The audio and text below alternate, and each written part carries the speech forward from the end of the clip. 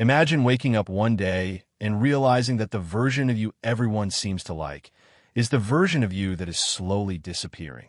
You open your eyes, and before you even sit up, your mind is already rehearsing how to sound agreeable today, how to avoid tension, how to keep the peace, how to be pleasant, useful, accommodating. You know the routine, so well it feels natural, automatic, almost moral. You tell yourself this is virtue, kindness, empathy, maturity. But somewhere beneath that smooth surface, something tightens. Because the more nice you are, the less solid you feel.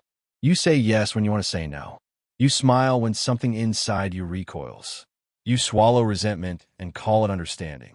And each time, something small but essential is traded away. Here is the paradox no one warns you about. The person who never offends anyone eventually loses the ability to stand for anything. Look closely at your own life. How many of your decisions are shaped not by what you believe is right, but by what will avoid discomfort? How often do you adjust your words, your tone, your boundaries, just enough to keep others comfortable? How often do you confuse being harmless with being good? You might say, I'm just trying to be a good person. But what if that goodness is built on fear? Fear of conflict, fear of rejection, fear of being seen as difficult, selfish, or cruel. And here's the unsettling part. The world rewards you for it. At least at first. People praise your patience, your understanding, your willingness to bend. They say you're easy to be around, low maintenance, safe. That word should make you pause. Because safety, when taken too far, becomes invisibility. The Russian novelist Fyodor Dostoevsky understood something that still makes modern readers uncomfortable. He saw that the deepest moral failures don't always come from cruelty. They come from weakness disguised as virtue. From people who surrender their inner authority in exchange for approval and then call it love. Ask yourself this, honestly. When was the last time you felt a quiet anger rise up inside you and immediately pushed it down? Not explosive rage, not hatred, but that subtle inner resistance that says, this is wrong. This crosses a line. What did you do with it? Did you listen? Or did you silence it to remain nice? Because that anger, uncomfortable as it is not your enemy. It is often the last signal of your dignity trying to survive.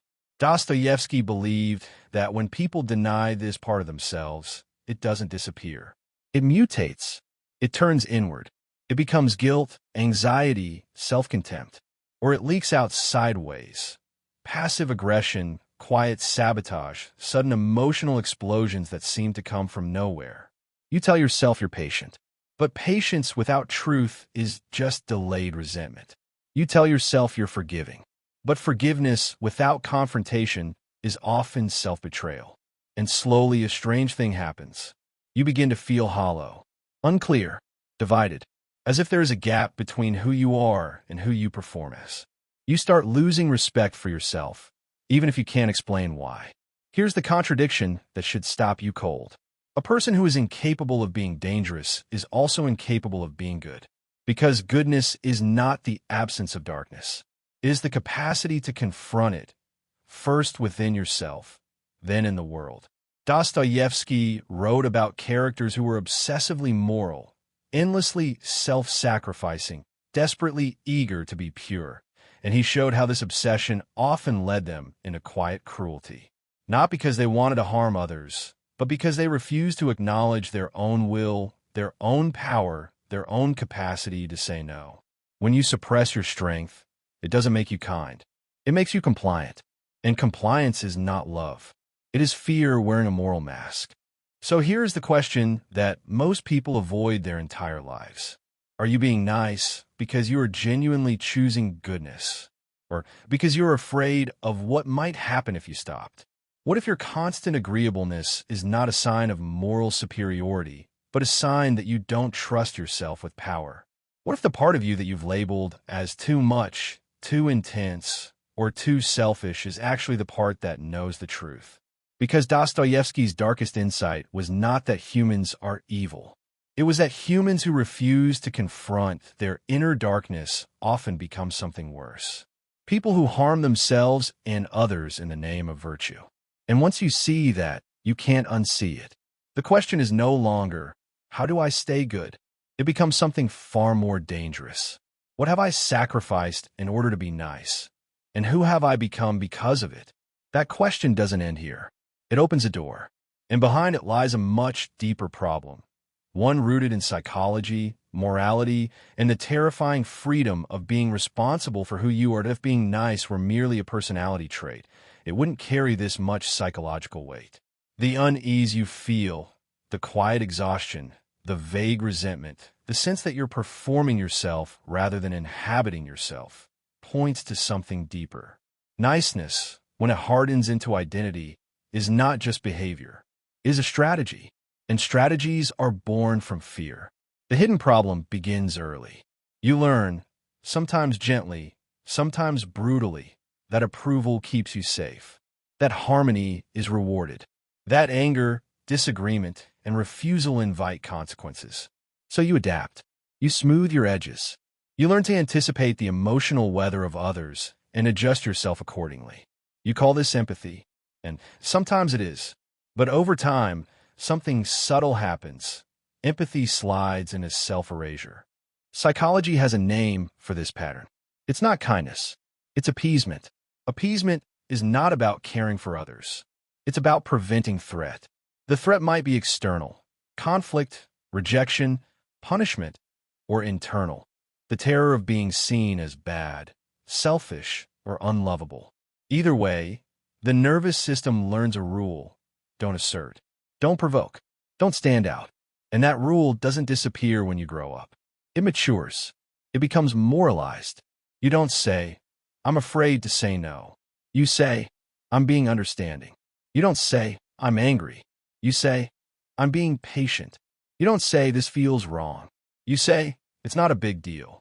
This is where philosophy sharpens the blade. Dostoevsky understood that moral systems can become shelters for cowardice.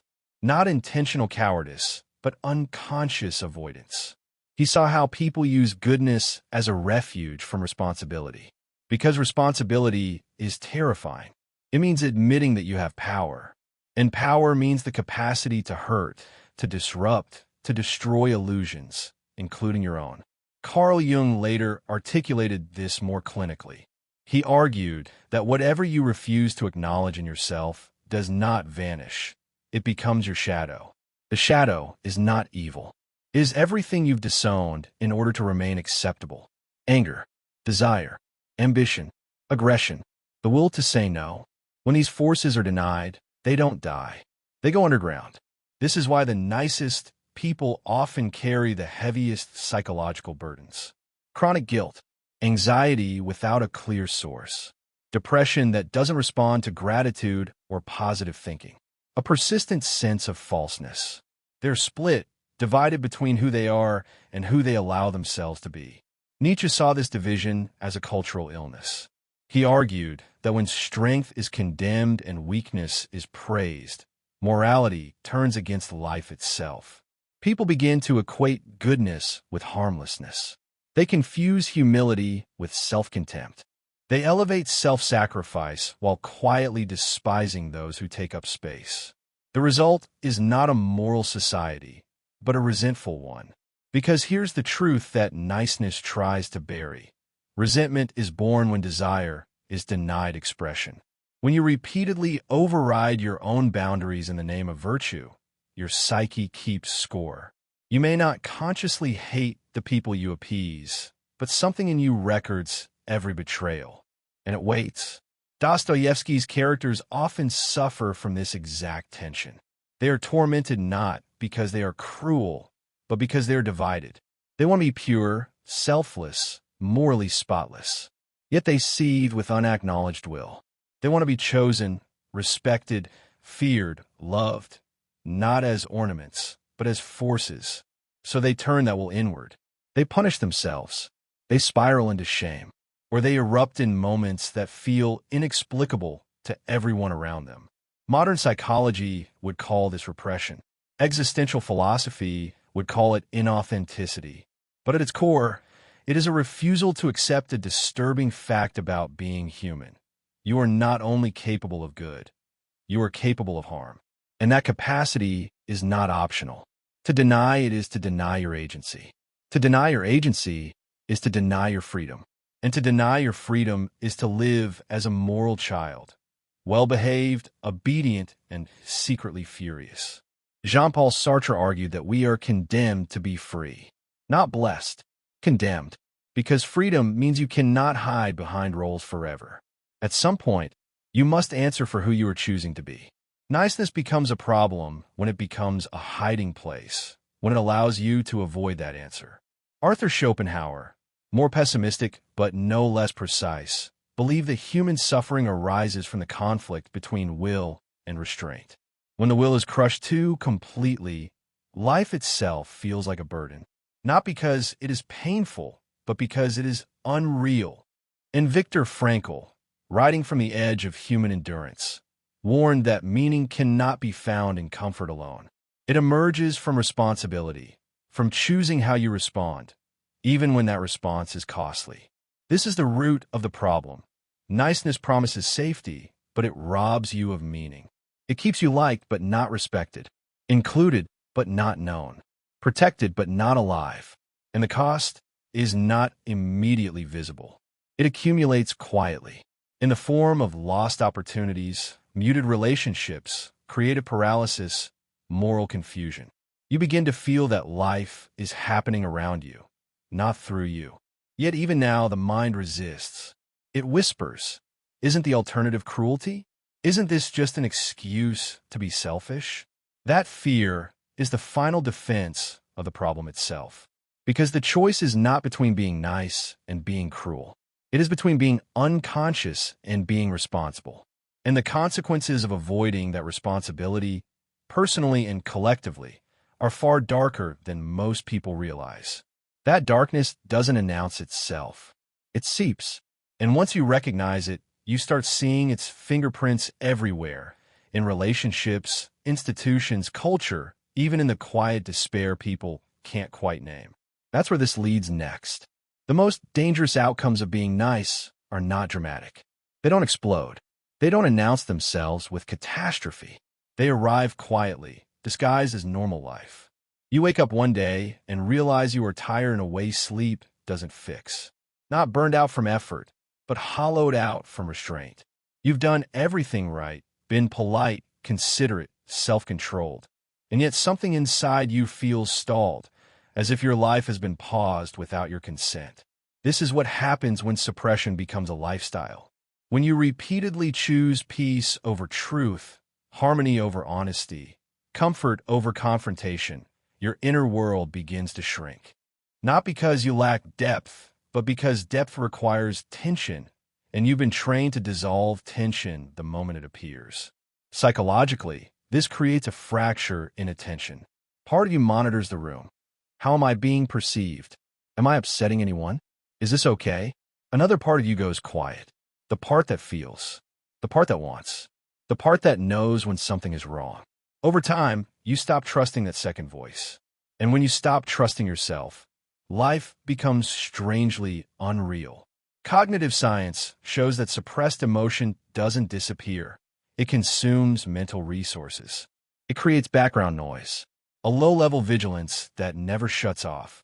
This is why nice people often struggle with chronic anxiety. Not panic, not fear, just a constant readiness, as if something might go wrong at any moment. Because something already has. Your boundaries have eroded. And without boundaries, identity dissolves.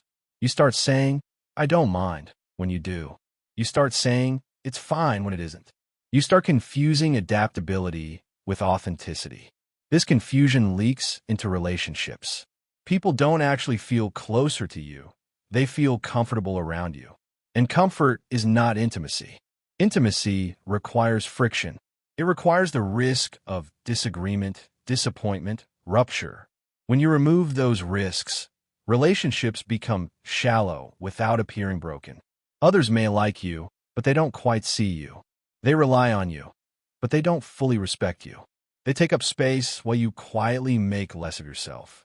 And something corrosive grows underneath. Resentment. Not loud resentment. Not bitterness. A subtler kind. A sense that you are being overlooked, undervalued, misunderstood, without being able to explain why. Because on the surface, everything looks fine. This is where the moral paradox sharpens. You begin to resent the very people you're trying to protect from discomfort. You blame them for not noticing your sacrifices. But the truth is harder to face. You never gave them a chance to notice. You trained them to expect your compliance. The unseen consequence is this. Niceness teaches others how to treat you, and culture amplifies this pattern. In workplaces, the agreeable are rewarded with more responsibility and less authority. They are relied upon, but rarely promoted. They become indispensable and invisible at the same time. In families, the good one becomes the emotional container, the peacemaker, the absorber of tension. Everyone else grows louder, freer, more expressive, while you grow quieter.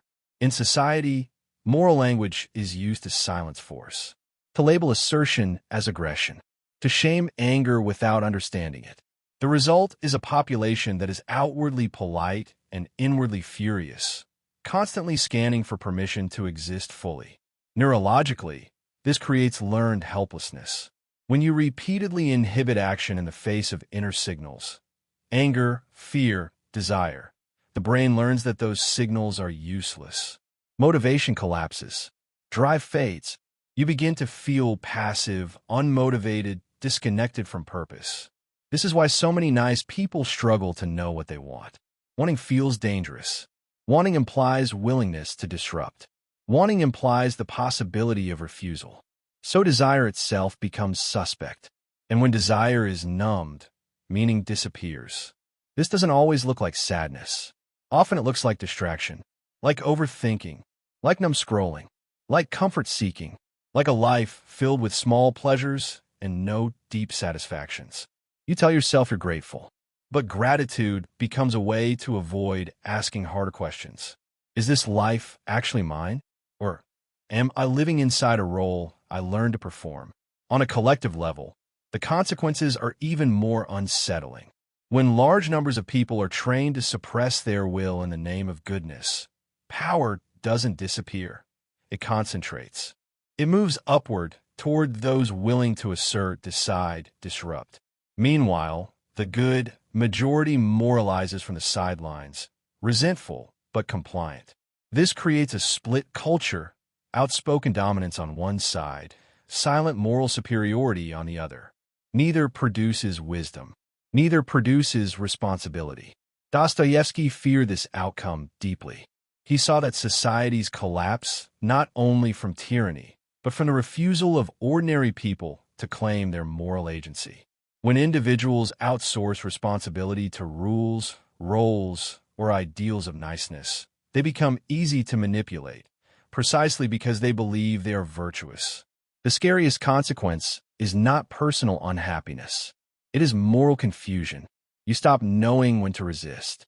You stop knowing when to speak. You stop knowing what you would actually die for, because you've never fully lived from your center. And yet, even now, something in you resists this fate. You feel it when resentment flares unexpectedly, when anger leaks out sideways, when exhaustion sets in after yet another act of self-suppression. These are not failures. They are signals. Signals that a deeper part of you is demanding to be integrated, not unleashed blindly, but acknowledged, disciplined, and directed. Because the solution is not cruelty. It is strength with conscience. And that realization, once it begins to surface, changes the question entirely. It's no longer, how do I stay nice? It becomes, how do I become whole? That question is dangerous. It destabilizes identities. It threatens comfort. It demands courage, which is why most people never fully ask it. But if you do, if you let it take root, it leads to something that feels at first like rebellion. Not loud, not destructive, but deeply transformative. Rebellion, in this sense, does not begin with defiance. It begins with a pause, a moment where you feel the familiar urge to smooth things over and choose not to.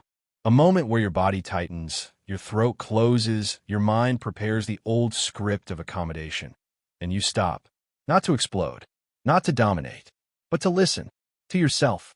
This is where the real work starts, and it feels nothing like empowerment slogans or confidence hacks.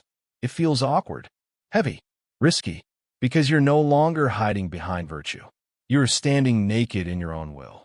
The first shift is internal, and it is radical. You stop treating discomfort as a signal to retreat. Most people have been trained to believe that moral goodness feels calm, gentle, pleasant. But the truth is far more disturbing. The early stages of integrity feel anxious. They feel tense. They feel socially dangerous. Because integrity often requires you to disappoint others before you can respect yourself. You begin by allowing small acts of refusal. You say no without explaining yourself into exhaustion. You let silence hang instead of filling it with reassurance. You allow someone else's disappointment to exist without rushing to fix it. And immediately, your nervous system protests. This is not because you're doing something wrong. It's because you're breaking a contract you never consciously agreed to. That contract said, I will manage your emotions so I don't have to face my own fear.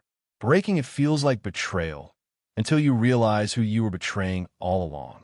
Dostoevsky's insight was brutal and precise.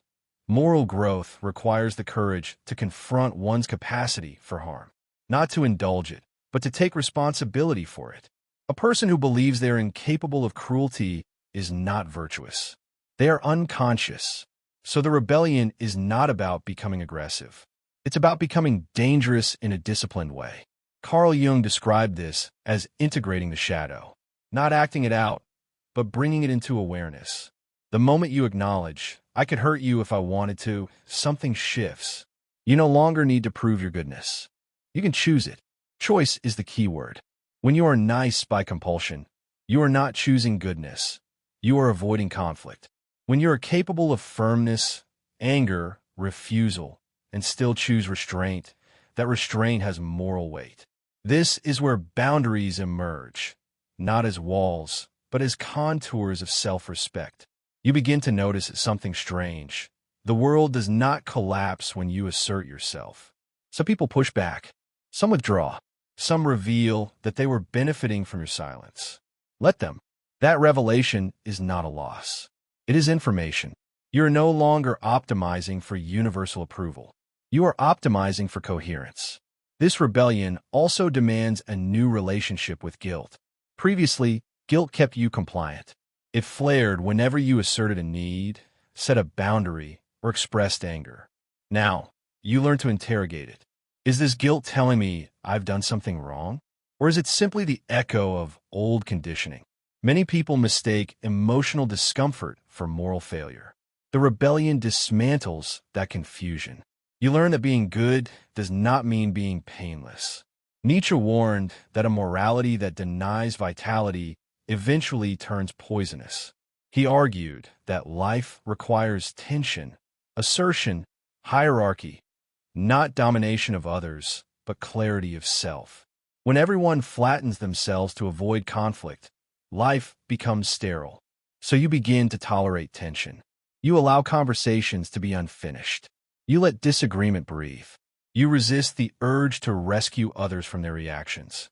And slowly, something long dormant awakens, self-respect. Not the loud, performative kind, the quiet kind that doesn't need validation. With this comes a deeper responsibility. You realize that your words matter more now. Your yes carries weight because it is no longer automatic. Your kindness feels grounded because it is no longer fear-driven. This is not a transformation that makes you universally liked. It makes you real. And reality has texture. Some people will accuse you of changing, of becoming cold, of losing your softness. What they often mean is, you're no longer predictable. That unpredictability is not chaos. It is freedom.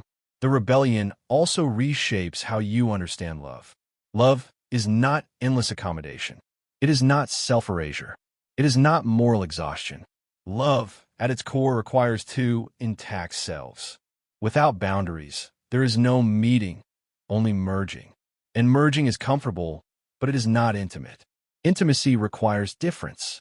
It requires the courage to be seen in your full range, not just your agreeable parts. As you integrate this, something subtle but profound occurs. Your anger becomes information, not a weapon. Your fear becomes guidance, not a jailer. Your kindness becomes intentional, not compulsive. You begin to feel solid.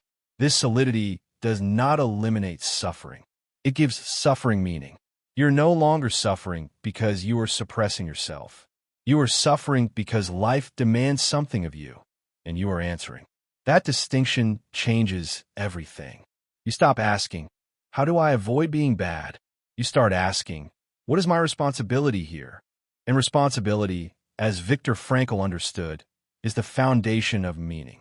Not happiness, not comfort, meaning. The rebellion culminates not in domination, but in authorship. You begin to author your life instead of performing a role assigned by fear. This is where the paradox resolves itself.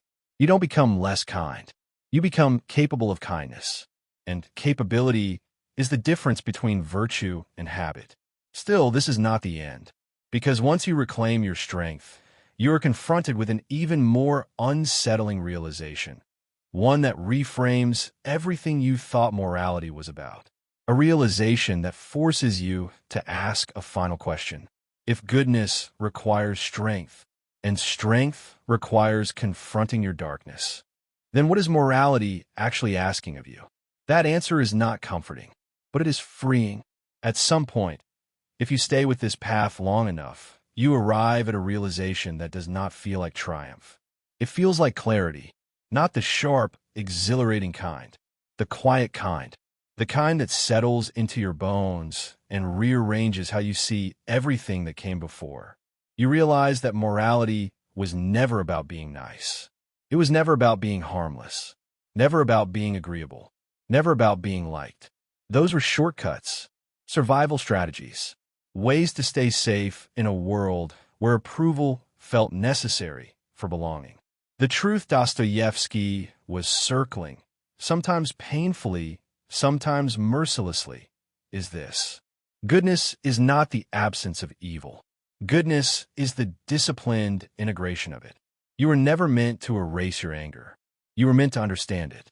You were never meant to eliminate your capacity to harm. You were meant to become responsible for it. Because the moment you accept that you could dominate, manipulate, destroy, and choose not to, that choice becomes meaningful. Before that, your goodness was accidental. Now it is earned. This is the moment the moral illusion collapses. You see that niceness was not humility, it was avoidance. A way to stay innocent by staying powerless. But innocence is not virtue. Innocence is ignorance dressed as purity. And ignorance, no matter how polite, cannot be trusted with responsibility. The deepest paradox reveals itself here. Only those who know what they are capable of restraint. This is why Dostoevsky distrusted moral perfection. He saw how easily it curdles into self-righteousness or self-loathing. How it demands purity from human beings who are, by nature, divided. To be human is to be a contradiction. You want love and dominance, connection and independence, safety and transcendence. The moral task is not to pick one side and kill the other. It is to hold the tension without collapsing into denial. This is where modern culture often fails you. It tells you to be kind without teaching you how to be strong, to set boundaries without teaching you how to tolerate guilt, to love yourself without asking who that self actually is. Dostoevsky asked the harder question, what happens when a person refuses to accept their own darkness and calls that refusal virtue? The answer, he believed, was not goodness, but cruelty with a clean conscience. And once you see this, morality changes shape. It stops being about appearances. It stops being about moral performance. It stops being about fitting into the image of a good person. It becomes about truthful participation in life. You begin to live from a different center. Viktor Frankl wrote that meaning is not something you invent. It is something you're called to respond to, and response requires agency. Without agency, life becomes a series of endured events. With agency, even tragedy can be faced without disintegration. This is the final shift. You stop being nice. And in doing so, you do not become cruel. You become whole. Whole enough to love without losing yourself. Whole enough to confront without dehumanizing. Whole enough to stand in your values without turning them into weapons. This wholeness does not make you superior. It makes you grounded. You no longer need to prove your goodness. You no longer need to perform morality. You no longer need to disappear to belong. You belong to yourself. And from that place, something almost forgotten returns. Respect. Not demanded. Not enforced. Emanating. Others feel it, even if they can't name it. Some are drawn closer. Some drift away. That is not a failure. That is alignment. You're no longer trying to be harmless. You're trying to be true. So the final question is not whether you will stop being nice. It is this: are you willing to carry the weight of your own strength and still choose compassion? Are you willing to be seen as difficult, intense, or dangerous? In order to be honest, are you willing to give up the comfort of innocence for the dignity of responsibility? Because that is Dostoevsky's dark lesson. Not that goodness is impossible, but that goodness costs something real, and only those willing to pay that cost are capable of living a life that does not hollow itself out in the name of virtue. The moment you accept that cost, something steadies inside you. You stop asking permission to exist. You stop negotiating your boundaries. You stop confusing fear with morality. And in that stillness, quiet, heavy, unglamorous, you finally step into a life that is not merely nice, but fully alive.